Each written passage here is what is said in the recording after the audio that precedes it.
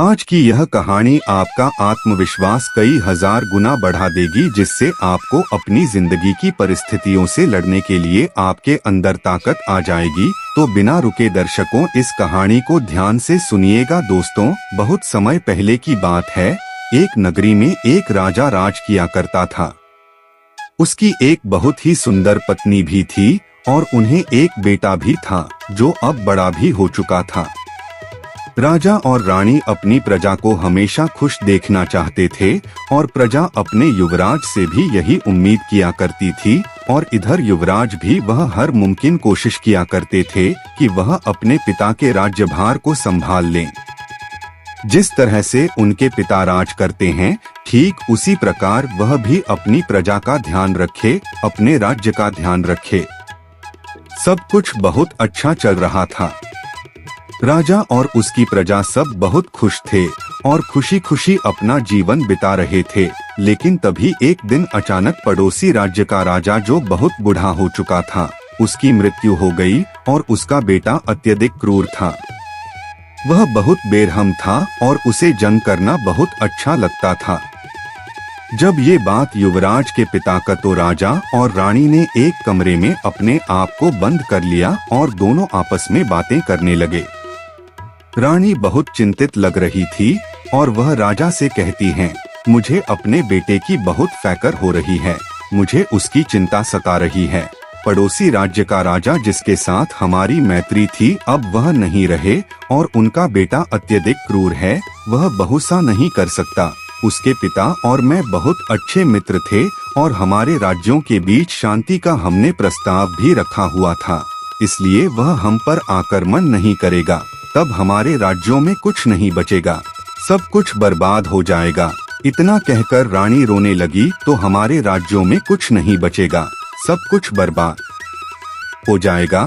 इतना कहकर रानी रोने लगी। तो हमारे राज्यों में कुछ नहीं। इधर राजा जैसे ही रानी को चुप कराने का प्रयास करते हैं, तब तक सेनापति दौड़ता हुआ राजा के पास आता है और कहता है, ही राजन, पड़ोसी राज्य ने हमारे राज्य पर आक्रमण कर दिया है, अब हमें उनका सामना करना ही पड़ेगा। इतना कहकर मंत्री वहां करने का निश्चय किया। फिर दोनों इस जंग को लड़ने के लिए निकल पड़े।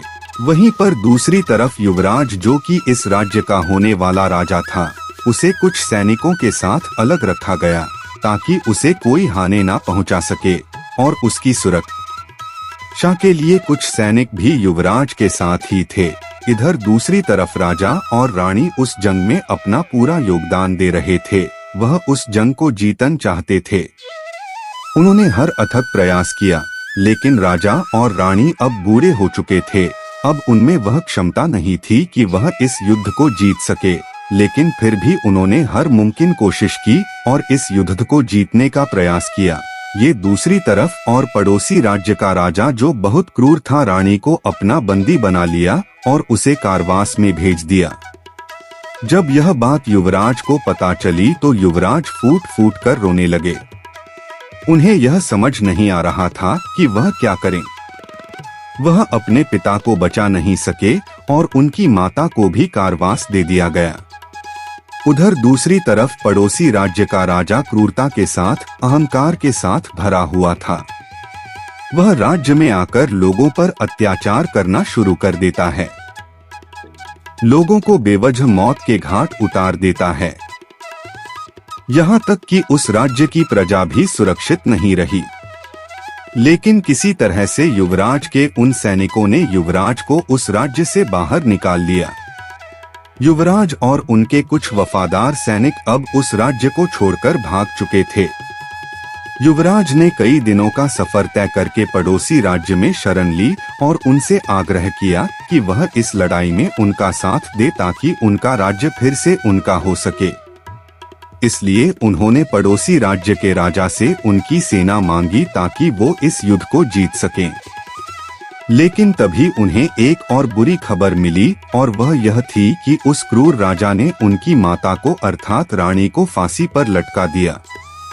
यह सुनकर युवराज पूरी तरह से टूट चुके थे अब उनके मन में अपने राज्य को पाने की भी कोई इच्छा नहीं थी, वह बस फूट फूट कर रोए जा रहे थे। उस राज्य का नया राजा बहुत बेरहम था, वह किसी को भी बेवजह ही मौत के घाट उतार दिया करता, जिस कारण उस राज पूरी तरह से टूट चुके थे। उनके माता पिता अब इस दुनिया में नहीं रहे और जिस राज्य में उन्होंने शरण ली थी उस राज्य का राजा भी बड़ा ही चतुर निकला। उसे डर था कि कहीं यह युवराज मेरी गधी ना ले ले, इसलिए उसने युवराज के बारे में उस क्रूर राजा को बता दिया। और जब यह बात युवराज को पता चली तो युवराज को फिर से वहां से भागना पड़ा। उन्होंने अपने सभी वफादार सैनिकों को वहीं पर छोड़ दिया और वह वहां से लेकिन किसी ने उनका साथ नहीं दिया, जिस कारण वह बहुत परेशान हो गए, बहुत चिंतित रहने लगे। जब किसी ने उनकी मदद नहीं की तो वह युवराज आम लोगों के बीच रहने लगा। छोटा मोटा जो भी काम उसे मिलता वह उसे करके अपना गुजारा किया करता,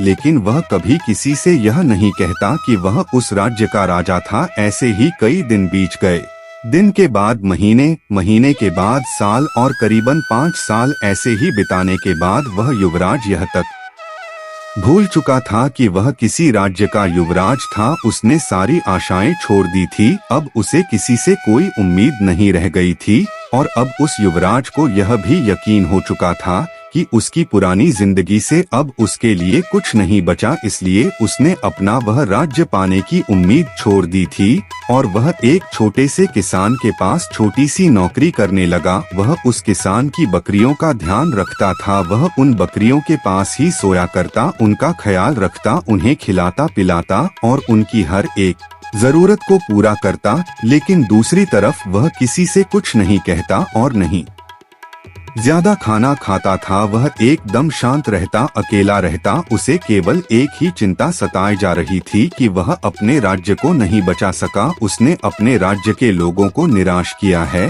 और उसके राज्य की प्रजा उसे कभी माफ नहीं करेगी। ये सब सोच सोच कर वह हर दिन और भी ज्यादा चिंतित रहने लगा, परेशान रहने लगा। और ऐसे ही एक समय ऐसा आ गया कि उससे सारे काम धंधे भी बंद कर दिए थे।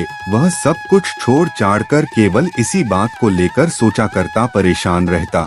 जब किसान को यह बात पता चली उसकी बकरियों का वह राजा का पुत्र ध्यान नहीं रख रहा है, तो किसान ने भी युवराज को वहां से निकाल दिया, क्योंकि वह अब किसान के किसी काम का नहीं था। युवराज वहां से निकलने के बाद जंगलों में अपना समय बिता रहा था। जंगलों में जो भी फल उसे मिल जाता वह उसे अपनी भूख मिटाता और ऐसे ही वह अपना दिन गुजर बसर कर रहा था। ऐसे ही कई दिन बीत गए और उसके बाद बारिश का मौसम आ गया। एक दिन आंधी तूफान आया तो वह एक छोटी सी झोपड़ी में बारिश से बचने के लिए चला गया।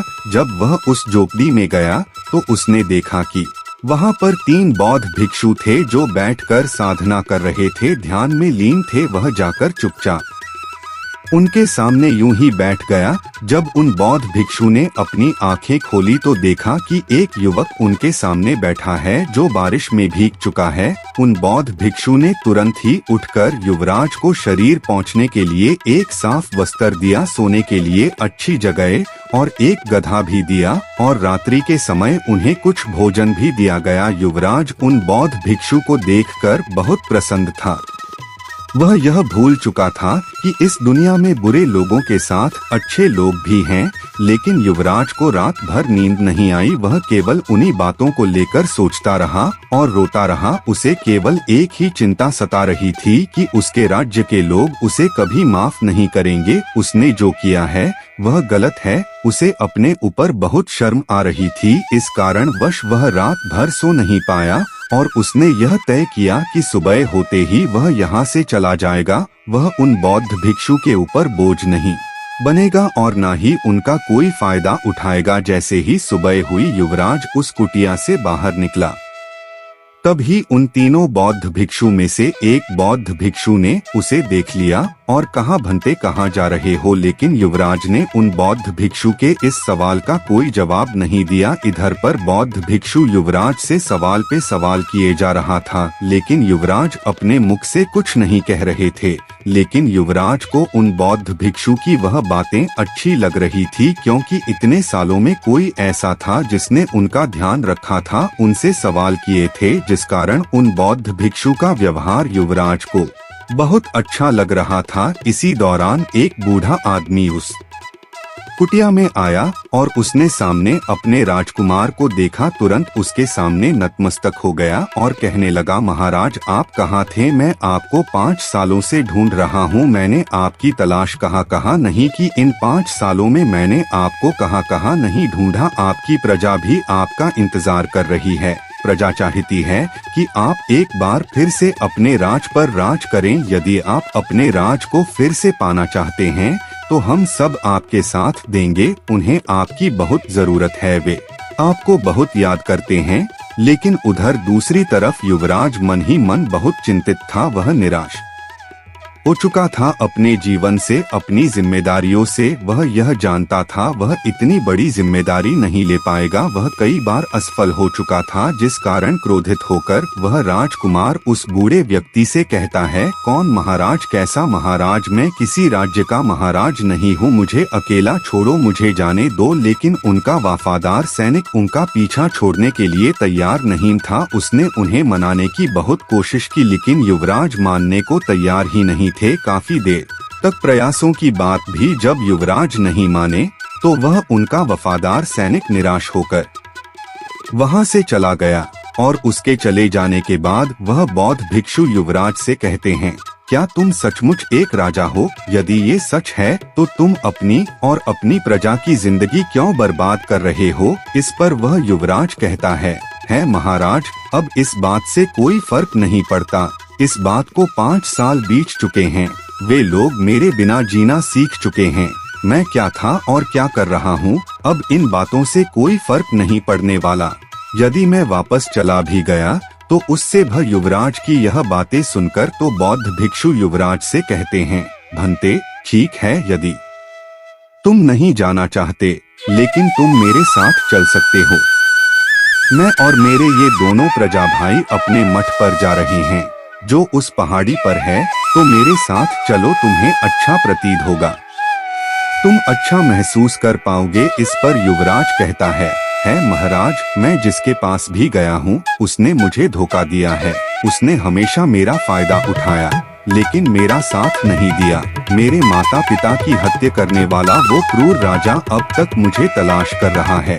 यदि मैं आपके साथ रहा तो वह आपको भी नहीं छोड़ेगा। मैं आपकी जान जोखिम में नहीं डालना चाहता। आपने मेरा इतना ख्याल रखा, इसके लिए आपका बहुत बहुत धन्यवाद। इस पर वह बौद्ध भिक्षु युवराज से कहते हैं, तुम्हें यह कैसे पता कि हर बार तुम्हारे साथ जो हुआ है इस बार भी तुम्हारे साथ वही होगा? यदि तुम प्रयास ही नहीं करोगे तो फिर तुम्हें पता कैसे चलेगा कि क्या सही है और क्या गलत? मैं जानता हूँ तुमने अपने पिछले जीवन में बहुत कुछ सहा है, लेकिन इसका यह अर्थ नहीं कि आगे का जीवन भी तुम्हारे लिए वैसा ही रहेगा। इसलिए तुम मेरे साथ चलो, मुझे यकीन है तुम्हें वहाँ बहुत अच्छा लगेगा और तुम्हारी मन को शांति मिलेगी। उन बौद्ध भिक्षु के बार बार कहने के बाद भी युवराज नहीं माना और उसने जाने से मना कर दिया। और उसने तो युवराज को बताया कि उसने यह कुटिया कुछ साधुओं को किराए पर दी थी, लेकिन जितने समय के लिए उन बौद्ध भिक्षु ने इस कुटिया को किराए पर लिया था वह उससे पहले यहाँ से निकल पड़े, जिस कारण युवराज को वहाँ कुछ दिन रहने का मौका मिला और उनसे कहने लगा, महाराज मुझे माफ कीजिए, लेकिन मैं आपके साथ ही रहूँगा और इसके अलावा मेरे पास और कोई विकल्प नहीं है। सब जानते हैं कि मैं आपका वफादार हूँ और इस वजह से मेरी भी जान जोखिम में है, संकट में है। युवराज ने जब यह बात सुनी तो वहाँ नहीं चाहता था कि उसके वफादार सैनिकों को खतरा हो, इसलिए वह अपने वफादार सैनिकों को लेकर उन बौद्ध भिक्षु के मठ की ओर चल पड़ा। वहाँ पहुँचते ही वह उन बौद्ध भिक्षु से मिला जिससे वह कुटिया में मिला था। उन्हें देखकर वह बहुत खुश हुए और उन बौद्ध भिक्षु को यह पहले से ही पता था कि युवराज वहाँ पर अवश्य आएंगे। तभी वह बौद्ध भिक्षु के लिए बहुत खुश हूँ। युवराज से कहते हैं, भंते मैं आज बहुत खुश हूँ क्योंकि तुमने अपनी राह आखिर ढूंढ ही ली। उन बौद्ध भिक्षु ने युवराज का आदर सत्कार किया और उन्हें अपने मठ में जगह दी। लेकिन दूसरी तरफ यू कुछ नहीं कहना चाहता था, वह तो केवल अपने उस वफादार सैनिक की जान बचाना चाहता था जिस कारण वह उस मठ में गया था।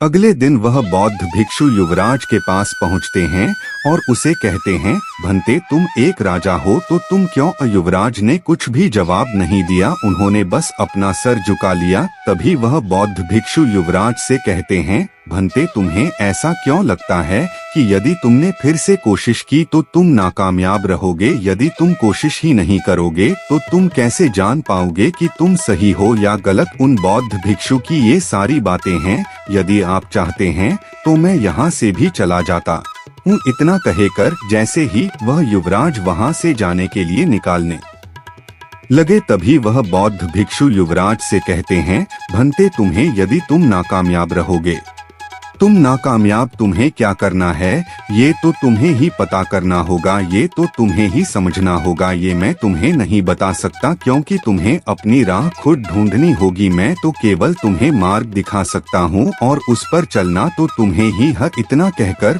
वह बौद्ध भिक्षु वहाँ से चले गए और युवराज के कानों में उन बौद्ध भिक्षु की यह बातें गूंज रही थी। अगले दिन सुबह सुबह मठ में हर किसी को कुछ न कुछ काम दिया जा रहा था। राजकुमार के वफादार सैनिक को भी कुछ ऐसा काम दिया गया जिसे उसे पूरा करना था। हर कोई काम में लगा हुआ था, लेकिन राजकुमार अब भी चिंतित थे, परेशान थे। वह एकांत में बैठे हुए थे। वह पहले एक युवराज थे और उन्हें कई सारी भाषाएं भी सिखाई गई थी, लेकिन जिस भाषा में यह किताब थी उन्हें इसके बारे में तनिक विज्ञान नहीं था। उन्हें इस किताब का एक एक शब्द समझ नहीं आ रहा था। काफी देर देखने के बाद जब वह परेशान हो गए तो वह उस पुस्तक को लेकर उस बौद्ध भिक्षु के पास पहुँचे और कहने लगे, यह पुस्तक मुझे क्यों दी गई है? इस पुस्तक में मुझे कुछ भी समझ नहीं आ रहा। मैं इस पुस्तक का क्या करूँगा? इससे भी यहाँ पर हर कोई कुछ न कुछ काम कर रहा है और ऐसे में तुम यदि शांत बैठोगे, एकांत में बैठोगे तो इससे तुम्हें क्या लाभ होगा? आज का तुम्हारा काम यही है।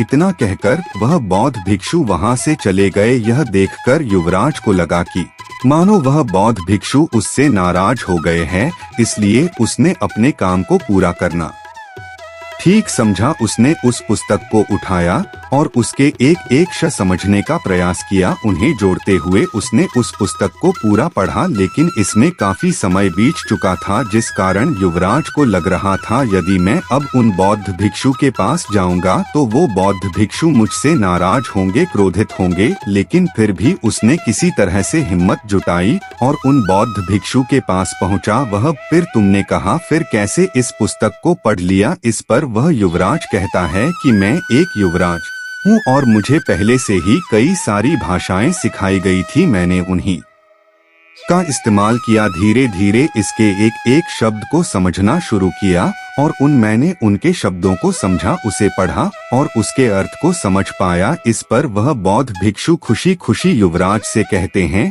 तुमने बहुत अच्छा काम किया है और यही काम हर किसी को करना चाहिए। जब तुम्हारे सामने एक बड़ा लक्ष्य हो तो ठीक इसी प्रकार से यदि तुम चाहो तो तुम अपने राज्य को भी वापस पा सकते हो। इस पर वही युवराज एक बार फिर से क्रोधित हो उठा और उसने उन बौद्ध भिक्षु से कहा है, महाराज आपको मेरे राज्य से क्या लेना देना? मैं युवराज था या हूँ, इस बात से अब कोई फर्क नहीं पड़ता। मैंने वो समय भुला दिया है और अब मैं दोबारा उस राज्य का राजा नहीं बनना चाहता। मैंने अपनी प्रजा को दुख पहुंचाया है, उन्हें तकलीफ दी है। ऐसे समय पर मैं उन्हें छोड़कर भाग गया और अब मेरी प्रजा मुझे वापस नहीं पाना चाहती है। उनके मन में मेरे लिए केवल क्रोध है। इस पर वह बौद्ध भिक्षु युवराज से कहते हैं, यदि तुम अपने हुनर को यूं ही बर्बाद करते रहोगे तो अवश्य ही एक दिन तुम सचमुच अपने राज्य से हाथ धो बैठोगे और तुम्हें तुम्हारी प्रजा इस पर चलना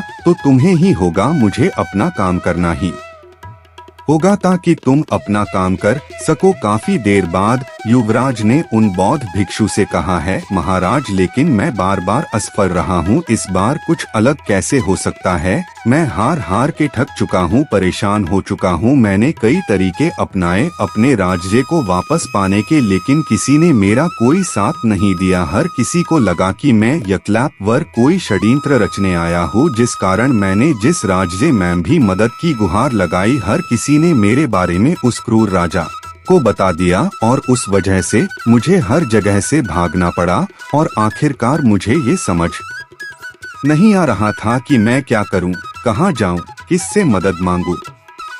इसलिए आखिरकार मैंने अपने राजा को पाने की वो उम्मीद छोड़ दी, अपने प्रजा की उस उम्मीद को हमेशा हमेशा के लिए दफन कर दिया। युवराज की ये सारी बातें सुनकर बौद्ध भिक्षु युवराज से कहते हैं, भंते क्या तुम्हें यह यकीन नहीं है कि तुम बदल सकते हो? यदि नहीं तो यही तुम्हारा सबसे बड़ा पाप है।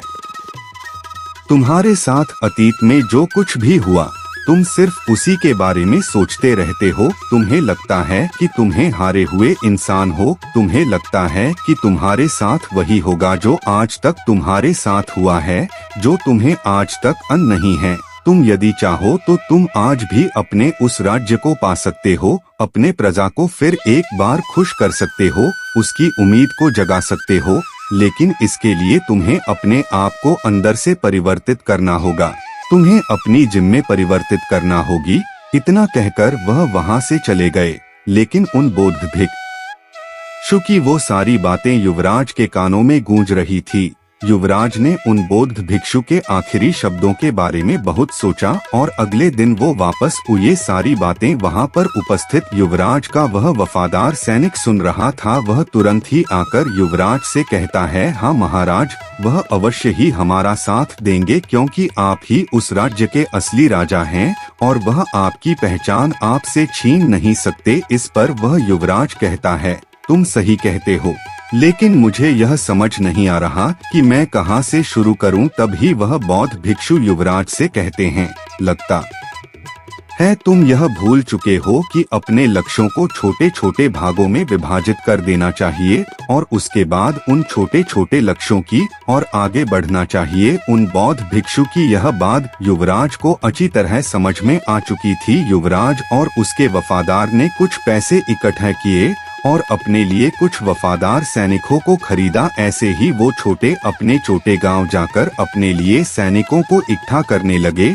और अपनी सेना तैयार करने लगे। और जब यह बात लोगों को पता चली तो लोग युवराज के साथ जुड़ने लगे, उनकी सेना में भर्ती होने लगे और आखिरकार युवराज ने अपने राज्य पर आक्रमण किया और उस राजा को बड़ी ही सरलता के साथ हरा दिया। और जब वह अपनी राजगद्दी पर बैठा तो उसकी आंखों में आंसू थे और उसके बगल में वही वफादार सैनिक था, वह भी रो रहा था और अपने युवराज से कहता है, महाराज, यह वही दिन है जिसके लिए मैंने 6 सालों से सपना देखा था। लेकिन मेरा आपसे एक प्रश्न है, मैं यह जानना चाहता हूँ कि आपका मन कैसे। मैंने तो आपको मनाने की हर मुमकिन कोशिश की थी, लेकिन आपने तो मना कर दिया था। इस पर वह युवराज कहता है, मुझे तुम्हारे विश्वास पर विश्वास था, तुम हमेशा से मुझ में विश्वास करते थे, लेकिन मैं ही अपने आप पर विश्वास नहीं कर पाता था। लेकिन जब उन बौद्ध भिक्षु ने मुझे यह समझाया कि मुझे अपने कर्तव्य को पूरा करना ही चाहिए और अपने कर्तव्य से भागना नहीं चाहिए, तब मुझे यह बात समझ में आई कि मुझे अपने कर्तव्य को पूरा करना ही होगा। और मुझे तो हमेशा से यह लगता था कि मेरे अतीत में जो हुआ है वही मेरे साथ हमेशा होगा और मैं हमेशा हार का ही सामना करूंगा। लेकिन उन बौद्ध भिक्षु की सारी बातों ने मेरे मन को एक साफ आईने की तरह कर दिया था, जिसमें मैं यह साफ साफ देख पा रहा था, यदि मैं अपने हुनर को, अपनी प्रजा को किसी और के भरोसे छोड़ दो तो यह गलत होगा, यह उनके साथ नाइंसाफी होगी। इसलिए मैंने उन बौद्ध भिक्षु की यह बात मानी और अपने बड़े से लक्ष्य को छोटे छोटे लक्ष्यों में विभाजित कर दिया और फिर उन लक्ष्यों की ओर आगे बढ़ना शुरू कर दिया। और धीरे धीरे हम एक एक करके अपने लक्ष्य में सफल होते गए और मेरा आत्मविश्वास भी लगातार बढ़ता चला जा रहा था और उसी आत्मविश्वास के कारण आज मैं अपने राज्य को वापस पा सका हूँ और इसी प्रक्रिया को मैं अपने राज्य को चलाने में भी इस्तेमाल करूँगा। दोस्तों, हमारे साथ भी हमेशा ऐसा ही कुछ होता है। छोटी छोटी चीजों से निराश हो जाते हैं, छोटी छोटी तकलीफों से हार जाते हैं और हम सोचते हैं कि हमारे साथ पिछली बार जैसा हुआ था ठीक वैसा ही होगा और हम एक बार फिर हार जाएंगे और हम आगे कुछ नहीं कर सकते। लेकिन वास्तविकता तो यह है कि हमें अपने आप को समझने की जरूरत है, अपने अंदर उस आत्मविश्वास को जगाने की जरूरत है, हमें अपने आप को और बेहतर बनाने की जरूरत है। और अगर आप अपने आप को बेहतर बनाने में सक्षम है तो आप एक ना एक दिन अपने लक्ष्य को अवश्य प्राप्त करेंगे। तो दोस्तों, अब हमारे अगले कहानी का विषय है कुछ लोग कम उम्र में ही किन किन आदतों की वजह से बूढ़े हो जाते हैं, कैसे आप खुद को ज्यादा उम्र में भी जवान रख सकते हो। इस विषय पर अगली रोचक कहानी की शुरुआत करते हैं। दोस्तों, आपने देखा होगा कि आजकल हर एक व्यक्ति अपनी उम्र से पहले ही बूढ़ा हो जाता है और आप लोगों ने तो सुना ही होगा कि एक बार यदि हमारी जवानी चली जाती है तो वह वापस नहीं आती, अर्थात एक बार बुढ़ापा आ जाए तो जवानी नहीं आती। इसलिए आज मैं आपके लिए एक ऐसी कहानी लेकर आया हूँ जिसके अंदर आपको ऐसी 3 बातें पता चलेंगी, ऐसी 3 आदतें पता चलेंगी जिस कारण हर मनुष्य, हर व्यक्ति समय से पहले ही बूढ़ा हो जाता है। इसलिए हमें इन 3 आदतों से बचकर रहना चाहिए, नहीं तो आप भरी जवानी में कम उम्र में बुढ़ापे की तरफ आगे की ओर बढ़ चलेंगे। फिर चाहे आप शादीशुदा हो या ना हो, तो आपका यह जानना बहुत जरूरी है, क्योंकि कई लोगों के साथ ऐसा देखने को मिला है कि वो लोग भरी जवानी में अपनी ताकत खो बैठते हैं और वह बूढ़े हो जाते हैं, बुढ़ापे का शिकार हो जाते हैं, और वो भी अपनी सिर्फ इन 3 आदतों के कारण। इसलिए हमें इन 3 आदतों पर लगाम लगानी ही चाहिए। यदि आप लंबे समय तक जवान और ताकतवर बने रहना चाहते हैं तो इन 3 आदतों को आपको अपने जीवन से निकालना ही होगा। आज जिन 3 बातों के बारे में, अर्थात जिन 3 आदतों के बारे में हम जानने वाले हैं, यह आदतें ऋषि मुनियों ने तप करके, तपस्या करके यह अनमोल ज्ञान हमें दिया है। लेकिन आजकल के समय की सबसे बड़े दुर्भाग्य की बात यह है, ऐसा अनमोल ज्ञान जो कि हीरे मोतियों से भी अत्यधिक महंगा है, कीमती है, जीवन को सुधारने वाला है, हमारे जीवन को कष्टों से निकले